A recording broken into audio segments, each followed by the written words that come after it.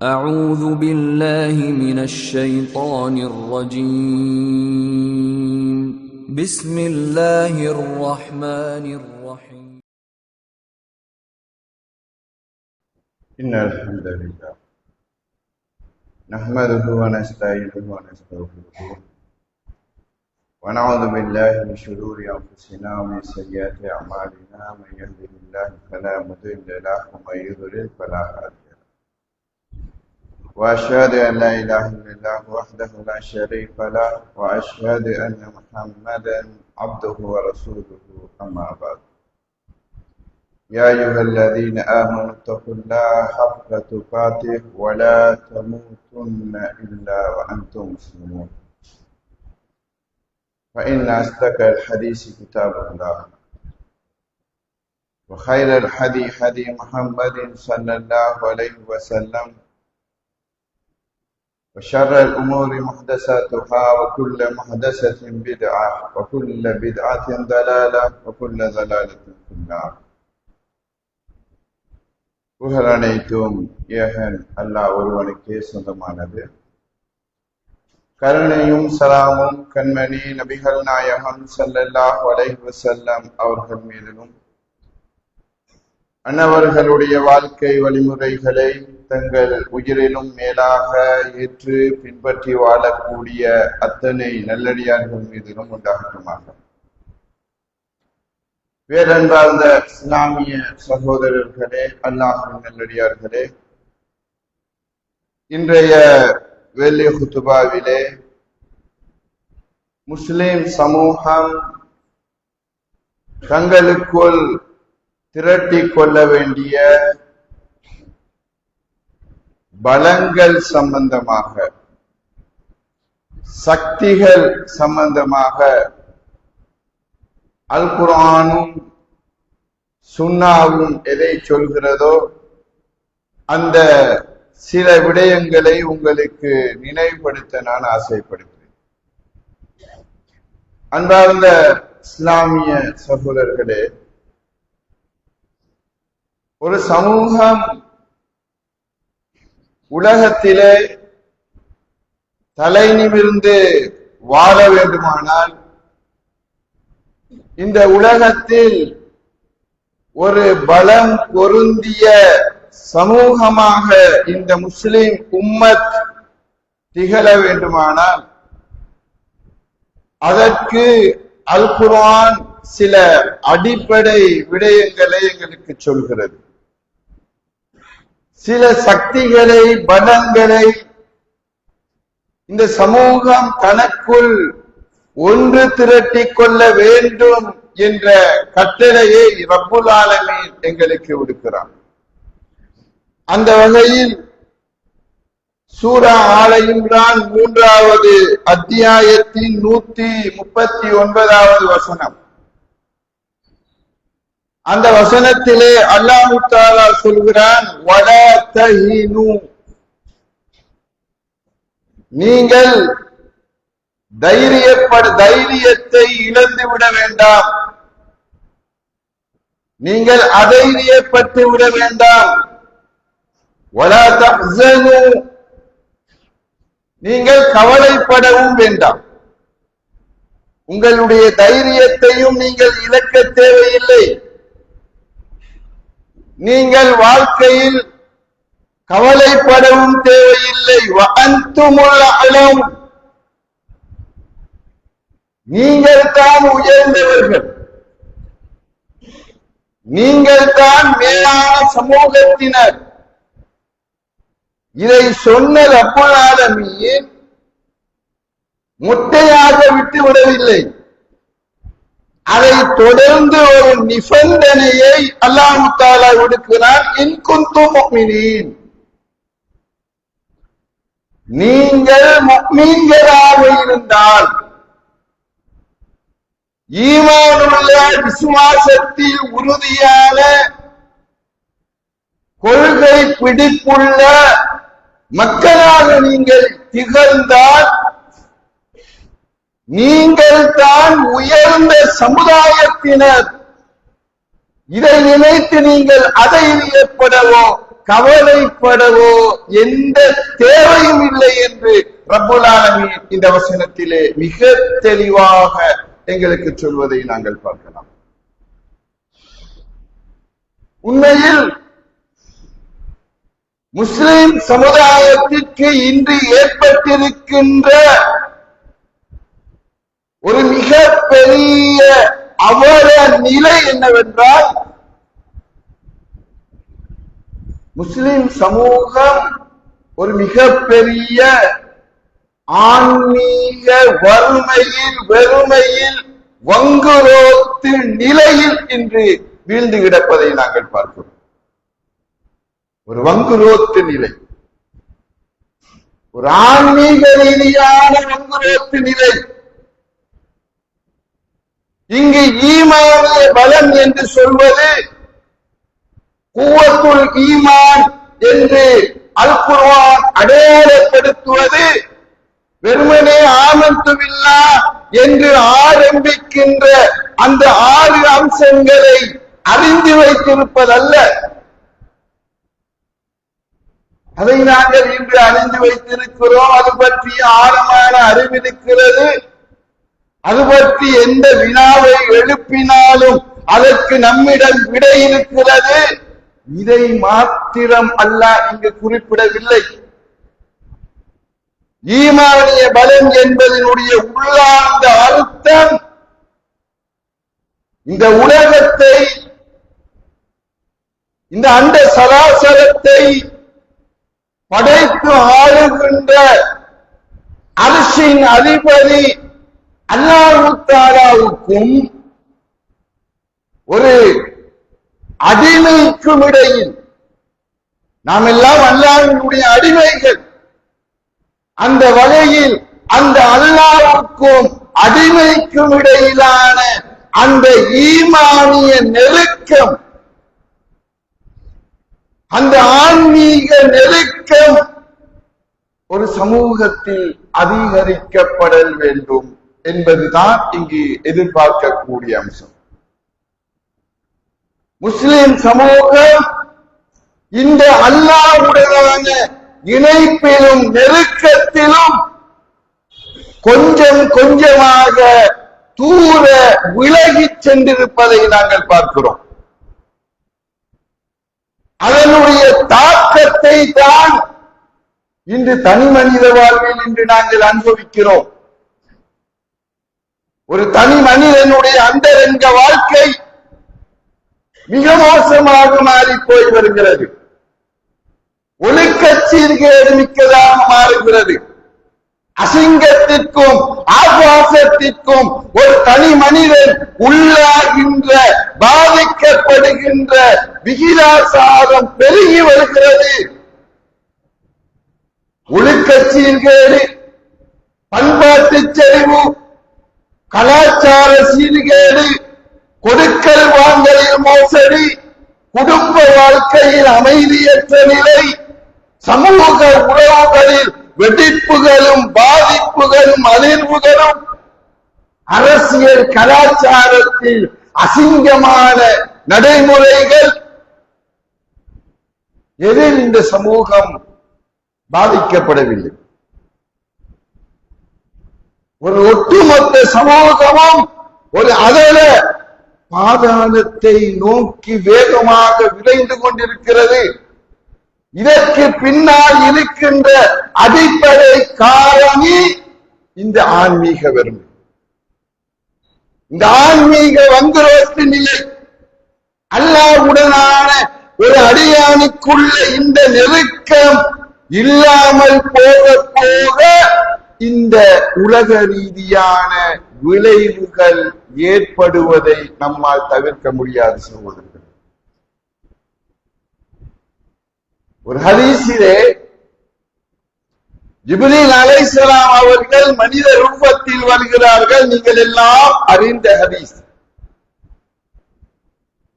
அல்லாஹ்வின் தூதரிடம் 3 வினாக்களை கேட்கிறார்கள். அல்லாஹ்வின் தூதர் பதில் சொல்கிறார்கள். அதில் ஒரு வினா, மல் இஹ்சான்,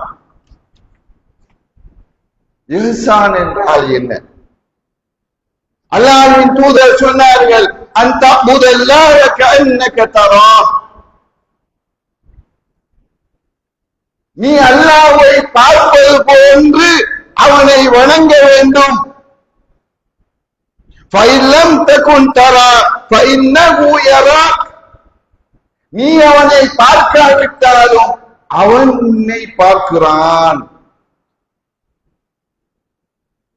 ஒரு அடியான் அல்லாஹ்வை ஈமான் கொள்ள வேண்டிய மிக முக்கியமான ஒரு அடிப்படையை அல்லாஹ்வின் தூதர் ஸல்லல்லாஹு அலைஹி வஸல்லம் அவர்கள் இங்கு தெளிவுபடுத்துகிறார்கள்.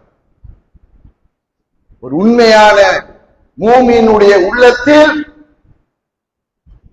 அல்லாஹ் என்னை பார்க்கிறான், என்னை தினமும் கண் சிமிட்டுகின்ற அந்த சிறு வினாடிகள் கூட விட்டு விடாமல் அந்த ரப்புல் ஆலமீன் என்னை அவதானித்துக் கொண்டிருக்கிறான். என்னுடைய சகல நடவடிக்கைகளையும் பேச்சையும் மூச்சையும் அனைத்தையும் அந்த அரிசியின் சொந்தக்காரன் பார்க்கிறான், அவதானிக்கிறான், கண்காணிக்கிறான். இந்த உணர்வோடு ஒரு மனிதன் இந்த உலகத்தில் நடமாடுகிற போது, வாழுகிற போது, அந்த வாழ்க்கையின் விளைவு ரிசல்ட் மிக வித்தியாசமாக இருக்கும். அத்தகைய உணர்வுள்ள இறைவனை தனக்கு நெருக்கத்தில் உணர்கிற ஒரு அடியானால் மாத்திரம்தான் பாவங்களை விட்டு விலக முடியும் சகோதரர்கள். அசிங்கங்களை விட்டு தூரமாக முடியும். சமூக அனாச்சாரங்களை விட்டு விலகி நிற்க முடியும். விரக்தி என்ற அந்த மன அழுத்தத்தில் இருந்து விடுபட முடியும். எனவே உலகத்தில் இந்த உம்மத்துக்குள் ஏற்பட்டிருக்கிற எல்லா பிரச்சனைகளுக்கும் அடிப்படை தீர்வு இந்த ஆன்மீக வீழ்ச்சி என்பதை நாங்கள் மறந்துவிடக் கூடாது. அந்த இறைவனுடனான அந்த நெருக்கம் இன்று பலப்படுத்தப்பட வேண்டிய, அதிகரிக்கப்பட வேண்டிய திட்டமிட்ட தர்பியாக்கள் ஊடாக, ஒவ்வொரு மஸ்ஜிதின் ஊடாகவும் அந்த மஸ்ஜிதிற்கு உட்பட்ட மஹல்லாவாசிகளை அல்லாஹ்வோடு நெருங்க வைக்கின்ற அந்த ஆன்மீக செயற்பாடுகளை நாம் அதிகரிக்க வேண்டிய, திட்டமிட வேண்டிய, அமுல்படுத்த வேண்டிய ஒரு தேவை, காலத்தின் கட்டாயம் என்பதை நாங்கள் மறந்துவிடக் கூடாது. அல்லாஹ் தஆலா விதியாக்கிய அடிப்படை கடமைகளை நீங்கள் எடுத்து பாருங்கள். உதாரணத்திற்கு தொழுகையை நீங்கள் எடுத்து பாருங்கள். அந்த தொழுகையை இஸ்லாம் எந்த கண்ணோட்டத்தில் விளங்கப்படுத்துகிறது என்றால், அது அஸ்ஸலாத்து முனாஜாத், அல்லாஹ்வுடனான ஒரு அடியான் மேற்கொள்ளுகின்ற ஒரு உரையாடல். அல்லாஹ்வுடன் ஒரு அடியான் பேசுகிறான்.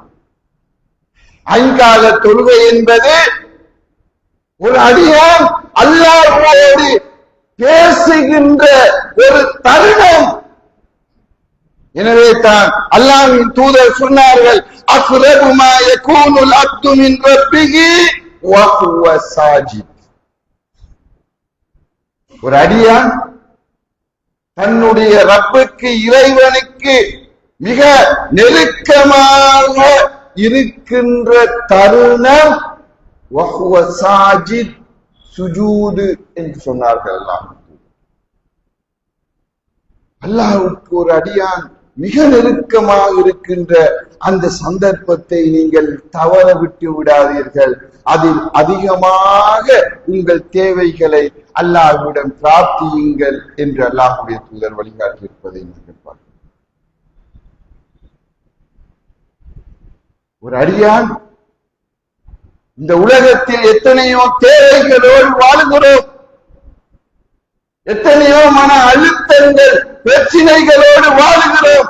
யாரோ உன்னை விட்டால் என்னுடைய தேவைகளை பூர்த்தி செய்யக்கூடிய, முழுமைப்படுத்தக்கூடிய, என்னுடைய கண்ணீரை துடைக்கக்கூடிய, என்னுடைய வாழ்க்கையில் நான் எதிர்கொள்கின்ற அனைத்து விதமான சங்கடங்களிலிருந்து என்னை விடுவிக்கக்கூடிய ஒரே சக்தி யா ரப் நீ ஒருவன் மட்டும். உன்னை விட்டால் எனக்கு வேறு தஞ்சம் இல்லை, உன்னை விட்டால் வேறு அடைக்கலம் இல்லை, யா ரப் எனக்கு நீதான் உதவ வேண்டும் என்று ஒரு அடியான் தன்னுடைய அடிமைத்தனத்தை முழுமையாக ஏற்று கட்டுப்படுகின்ற ஒரு இடம் தொழுகை என்பதை நாங்கள் மறந்துவிடக் கூடாது சகோதரர்களே. எனவே தான் அல் குர்ஆன் எங்களுக்கு சொல்கிறது வஸ்தஈனு பிஸ்ஸப்ரி வஸ்ஸலாம், நீங்கள் பொறுமையை கொண்டும் தொழுகையை கொண்டும் அல்லாஹ்விடம் உதவி தேடிக் கொள்ளுங்கள். என்றால் ஒரு அடியான் அல்லாஹ்வை நெருங்குகின்ற மிக முக்கியமான கட்டம் அந்த தொழுகை என்றதால் அத்தகைய ஒரு கட்டளையை அல் குர்ஆன் சொல்வதை பார்க்கிறோம். ஏகத்துவ தந்தை இப்ராஹிம் அலைஹிஸ்ஸலாம் தன்னுடைய அந்த ஓரிரை கொள்கை முழக்கத்தை அந்த சமுதாயத்தில் விடுத்துவிட்டு கஅபத்துல்லாவையும் நிர்மாணித்து விட்டு அல்லாஹ்விடம் செய்த பிரார்த்தனைகளில் ஒரு பிரார்த்தனை என்ன தெரியுமா? 14வது அத்தியாயம் 40வது வசனத்தில் அல்லாஹ் தஆலா சொல்லி காட்டுகிறான், ரப்பிஜ்அல்னி முகீமஸ்ஸலா வ மின் துர்ரிய்யதி, யா அல்லாஹ் என்னையும் என்னுடைய சந்ததிகளையும் தொழுகையை நிலைநிறுத்தக்கூடியவர்களாக ஆக்குவாயாக. ரப்பனா வ தகப்பல் துஆ, இறைவா என்னுடைய பிரார்த்தனையை நீ அங்கீகரிப்பாயாக. எனவே இந்த செய்திகள் எல்லாம் எங்களுக்கு சொல்லுகிற மிக அடிப்படையான விடயம், ஒரு அடியான் இந்த அடிப்படை இபாதத்துக்களூடாக அல்லாஹ்வை நெருங்க வேண்டும். அதுதான் இந்த உலகத்தில் திரட்டப்பட வேண்டிய முதல் பலம் என்பதை நாங்கள் மறந்துவிடக் கூடாது. எந்த ரப்பு என்னோடு இருக்கிறான், எந்த ரப்பு என்னோடு இருக்கிறான், இந்த உணர்வு எந்த அளவுக்கு உள்ளத்தில் அதிகரிக்கிறதோ அந்த அளவுக்கு அந்த சமூகம் தலை நிமிர்ந்து நிற்கும். இந்த உலகத்திலே எந்த சக்திக்கு முன்னால் அது தலை வணங்க மாட்டாது. இஸ்லாமிய வரலாற்றில் பத்ர் யுத்தத்தை எடுங்கள், எதிரிகளுடைய அணியோடு ஒப்பிடுகையில் முஸ்லிம் உம்மத்தினுடைய அன்று ஈமான் கொண்ட மனிதர்களுடைய எண்ணிக்கை ஒரு சொற்பம் இல்லையா? ஆக சொற்பமாக குறைந்த அளவு எண்ணிக்கை. ஆனால் ரிசல்ட் என்ன? பத்ர் யுத்தத்தினுடைய முடிவு என்ன? முஸ்லிம்கள் ஜெயிக்கிறார்கள், அல்லாஹ் வெற்றியை கொடுக்கிறார். காரணம் அல்லாஹ்வோடு அந்த சிறு கூட்டம் வைத்திருந்த அசைக்க முடியாத நெருக்கமும் பிணைப்பும். சகோதரர்கள், மூசா அலைஹிஸ்ஸலாம் அவர்களை ஃபிரௌன் துரத்தி வருகிறார், எதிரே செங்கடல் குறுக்கிடுகிறது, பின்னால் ஃபிரௌனுடைய படைப்பட்டாளம்.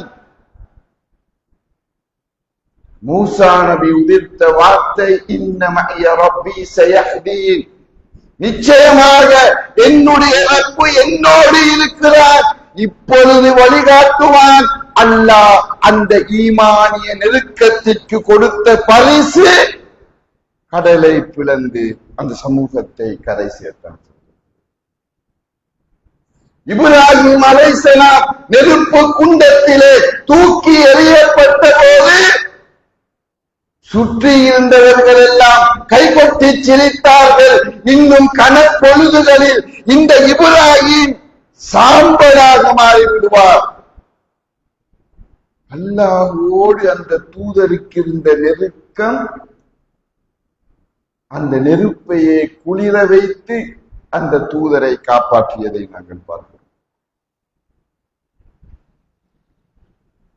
இப்படி இஸ்லாமிய வரலாற்றில் எத்தனையோ நிகழ்வுகள் அல்லாஹ் தஆலா ஈமானிய மனிதர்களுக்கு வெற்றியாக மாற்றி கொடுத்திருக்கிறார்.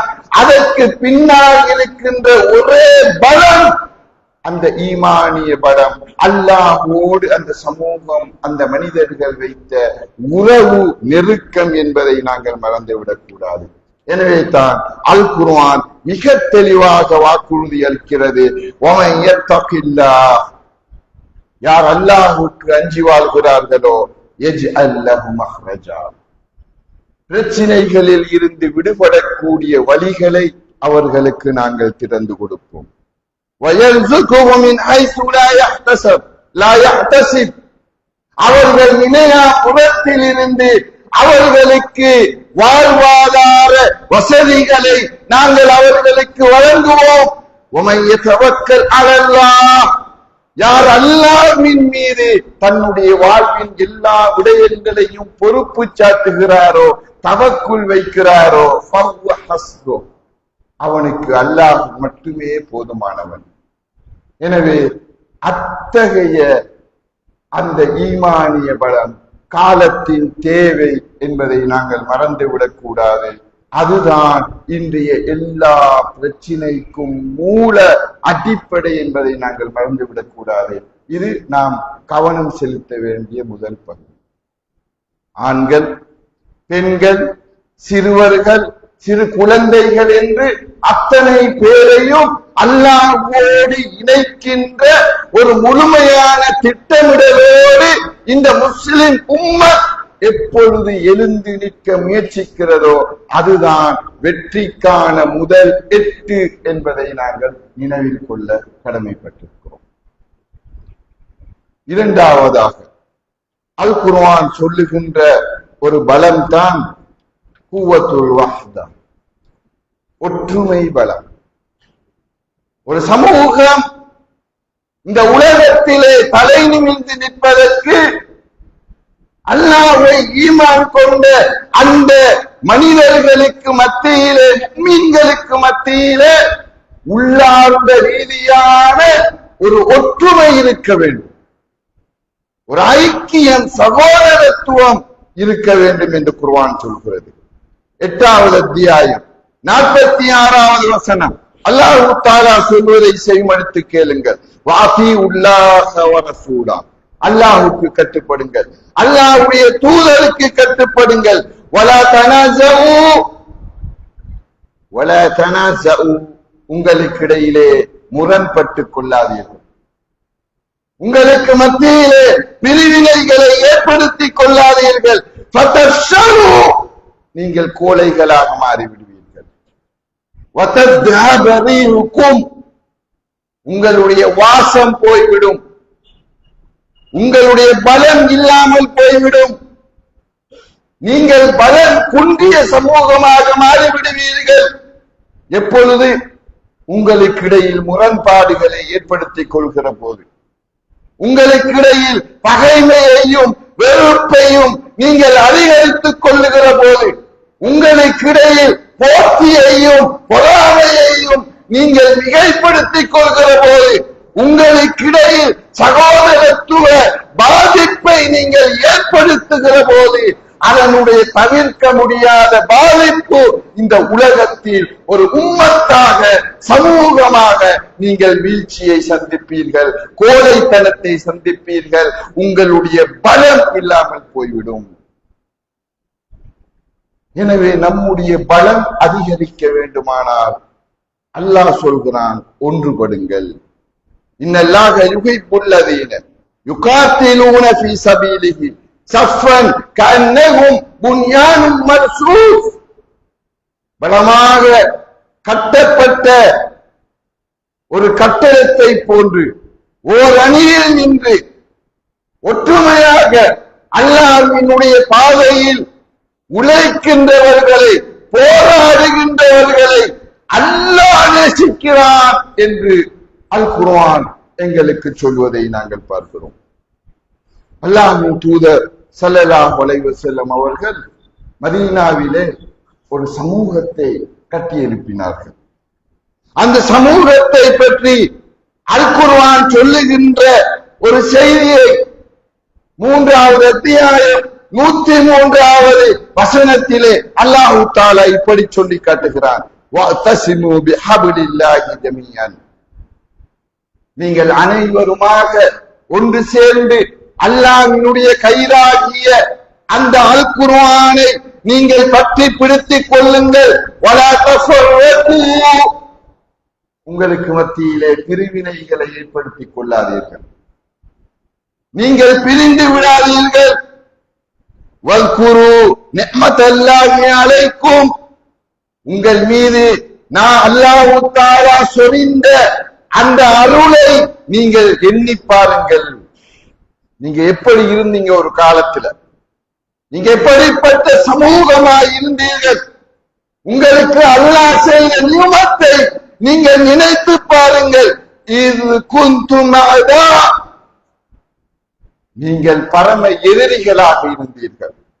ஃபஅல்லஃப பைன குலூபிக்கும், உங்களுடைய உள்ளங்களுக்கு மத்தியில் அந்த அல்லாஹ் தஆலா ஒற்றுமையை அல்லாஹ் ஏற்படுத்தினான்.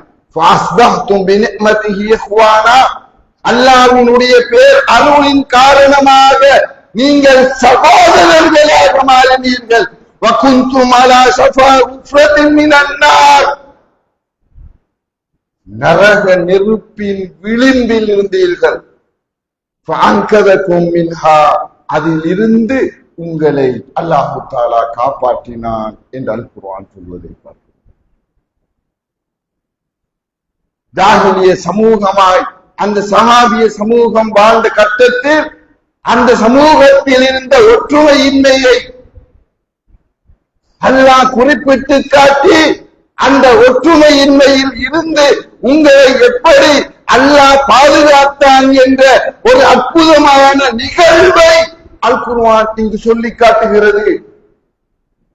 அல்லாஹ்வின் தூதர் உருவாக்கிய அந்த சமூகத்தில் நடந்த சகோதரத்துவத்தின் உண்மையான வெளிப்பாடு,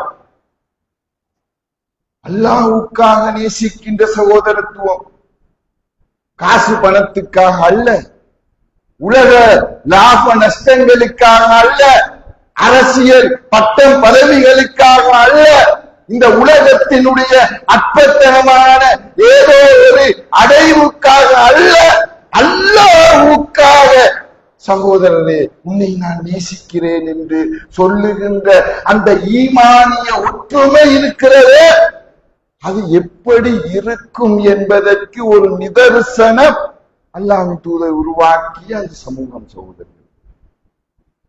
சஹீஹ் புகாரியிலே 3881வது செய்தியை படித்து பாருங்கள்.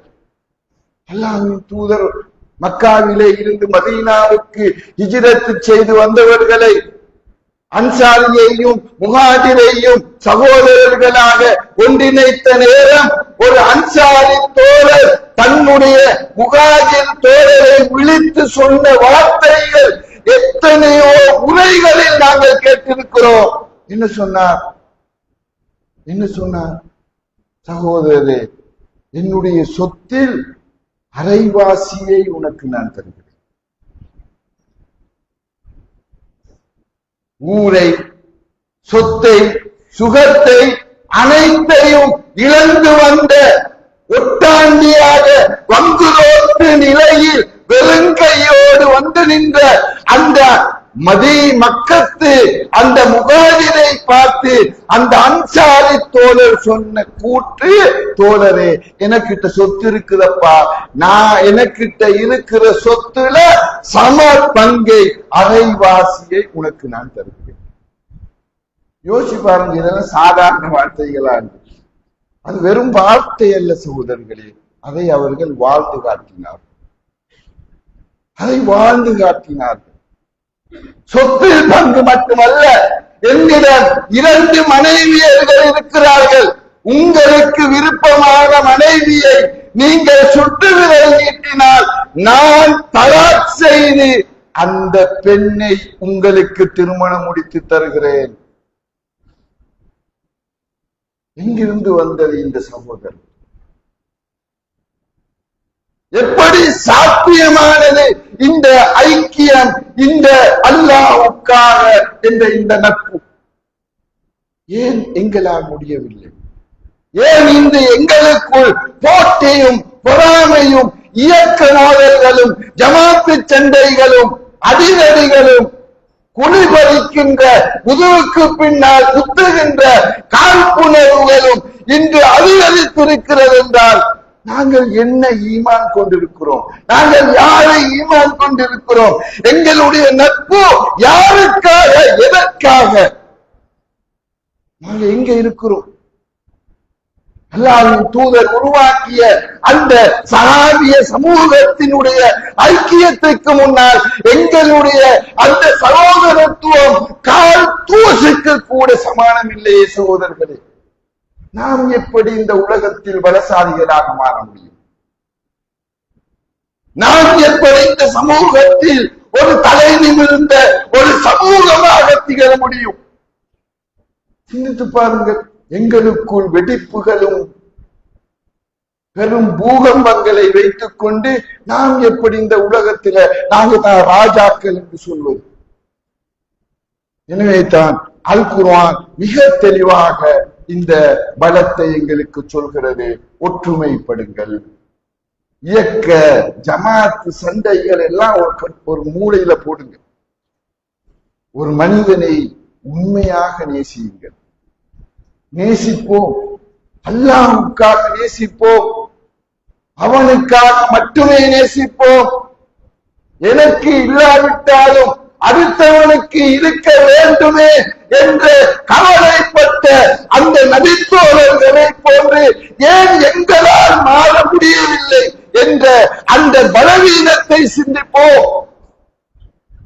அத்தகைய ஈமானிய பலத்தையும் சகோதரத்துவ பலத்தையும் எல்லாம் வல்ல அல்லாஹ் தஆலா நம் அனைவருக்கும் தந்தருவானாக.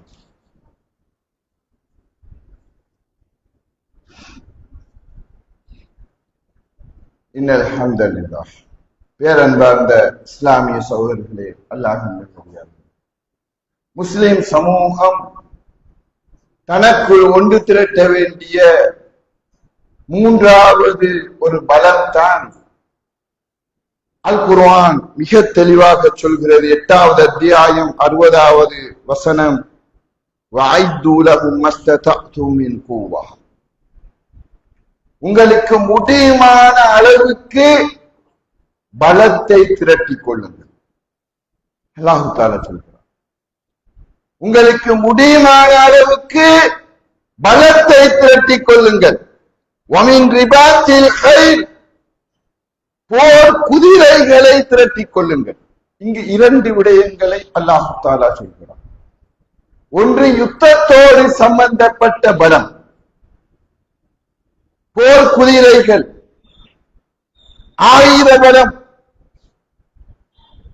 இது குர்ஆன் சொல்லுகின்ற ஒரு பகுதி. ஒரு இஸ்லாமிய அரசு இருக்கிற போது இது அந்த அரசின் மீது பொறுப்பு. இன்று எங்களை போன்ற தனி மனிதர்களுக்கு இது பொறுப்பல்ல.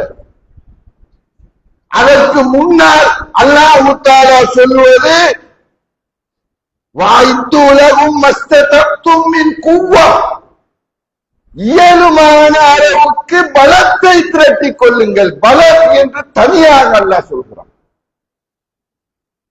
இந்த பலம் காலத்துக்கு காலம் வேறுபடக்கூடியது. கால இட சூழலுக்கு ஏற்ப வித்தியாசப்படக்கூடியது. ஒரு காலத்தில் இருந்த பலம் அல்ல இன்னொரு காலத்திற்கு தேவைப்படுவது.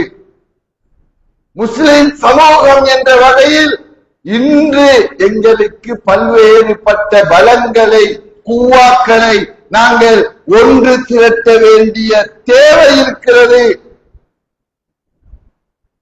இந்த சமூகத்திற்கு கடந்த காலங்களில் கோவிட் பிரச்சனை ஏற்பட்டது.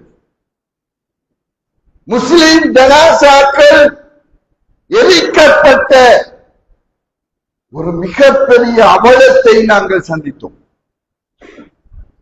அந்த நேரத்தில் விஞ்ஞான பூர்வமாக, அறிவியல் பூர்வமாக இந்த வைரஸ் அதனுடைய அளவு இவ்வளவுதான், அதனுடைய சக்தி இவ்வளவுதான், அதனுடைய பாதிப்பு இவ்வளவுதான். இந்த உலகம் சொல்வது போன்று அல்ல என்ற யதார்த்தத்தை, உண்மை நிலையை உலகத்திற்கு ஒரு அறிவு ரீதியாக முன்வைத்து போராடுகின்ற அந்த துறைசார் நிபுணர்களை அந்த கட்டத்தில் நாங்கள் இழந்திருந்தோம் சொல்வதற்கு. ஒரு சில வைத்தியர்களை தவிர்த்து பெரும்பாலானவர்கள் அந்த நேரத்தில் இதனுடைய உண்மையான விஞ்ஞான ரீதியான அறிவியல் ரீதியான அந்த முடிவு என்ன என்பதை அறிவுபூர்வமாக இந்த சமூகத்திற்கு, இந்த நாட்டிற்கு, அதிகார மட்டத்திற்கு உணர்த்தி அறிவியல் போராட்டத்தை தொடுக்கின்ற அந்த துறை சார்ந்தவர்கள் என்ற வளம் எங்களுக்கு கை நழுவி சென்றிருந்ததை கடந்த காலத்தில் நாங்கள் பார்த்திருக்கிறோம். அந்த வளம் திரட்டப்பட வேண்டிய தேவை. முஸ்லிம் சமூகம் காலத்திற்கு இந்த நாட்டிலே உரிமைகள் ரீதியான போராட்டங்களை சந்தித்து வருகிறோம். முஸ்லிம் உம்மத்தினுடைய பல்வேறு உரிமைகள் பறிக்கப்படுகின்ற நிலை, காலத்துக்கு காலம் வெவ்வேறு பிரச்சனைகள். இப்பொழுது கூட சில இனவாத கும்பல்கள் முஸ்லிம் தனியார் சட்டத்தை நீக்கி ஒரு பொது சிவில் சட்டத்தின் கீழ் இந்த நாட்டு மக்கள் ஒன்றிணைக்கப்பட வேண்டும் என்ற ஒரு கோரிக்கையை எழுப்பி வருகிறார்கள். இந்த நேரத்தில் சட்ட ரீதியாக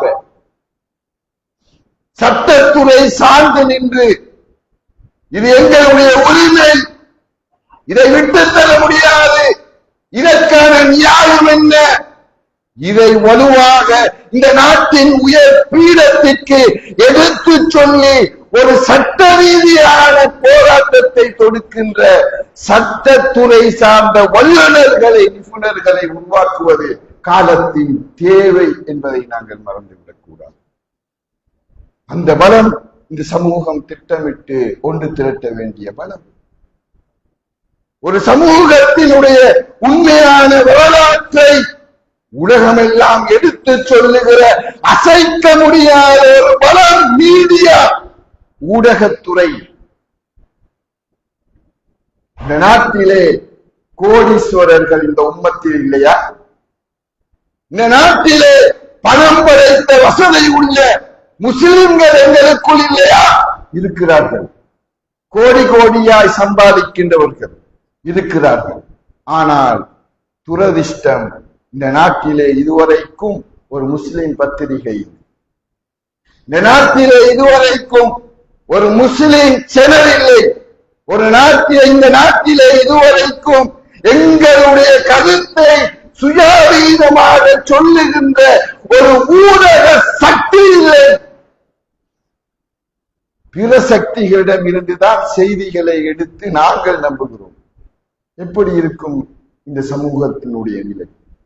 எனவே இந்த நாட்டில் திட்டமிட்டு அல்லாஹ்வினுடைய எதிரிகளையும் உங்களுடைய எதிரிகளையும் அச்சுறுத்தக்கூடிய அளவுக்கு உங்களை பார்த்தால் அப்பாடா, இந்த சமூகம் ஒரு லேசுபட்ட சமூகம் அல்ல, ஒரு சாதாரண சமூகம் அல்ல. நாம் நினைத்த பிரகாரம் இந்த சமூகத்தை ஏமாற்றிவிட முடியாது என்று அல்லாஹ்வுடைய எதிரிகளும் உங்களுடைய எதிரிகளும் கதிகலங்கி போகின்ற அளவுக்கு இந்த உம்மத் தன்னுடைய பலங்களை ஒன்றாக பின் ஒன்றாக அதிகரிக்க வேண்டிய தேவை இருக்கிறது. எனவே இது நம்முடைய அறிஞர்கள், புத்திஜீவிகள் சிந்திக்க வேண்டிய விடயம், ஊர்வாரியாக சிந்திக்க வேண்டிய விடயம். எனவே அடிப்படையான இந்த 3 பலங்களை அல் குர்ஆன் சொல்கிறது. ஒரு சமூகமாய் இந்த உலகத்திலே நாங்கள் உயர வேண்டுமானால் இந்த 3 பலங்களும் காலத்தின் தேவை. எல்லாம் வல்ல அல்லாஹ் தஆலா அத்தகைய பலங்களை ஒன்று திரட்டி இந்த உலகத்தில் ஒரு சக்தி மிக்க சமூகமாக நாங்கள் மாறி இந்த உலகத்திற்கு உண்மையான நிம்மதியை, அமைதியை எடுத்து சொல்லுகின்ற, சுமந்து செல்லுகின்ற ஒரு சமூகமாக அல்லாஹ் என்னை உங்களை மாக்குவானாக. வாஹிரு தஅவானா அல்ஹம்துலில்லாஹி ரப்பில் ஆலமீன். வஸ்ஸலாமு அலைக்கும் வரஹ்மத்துல்லாஹி.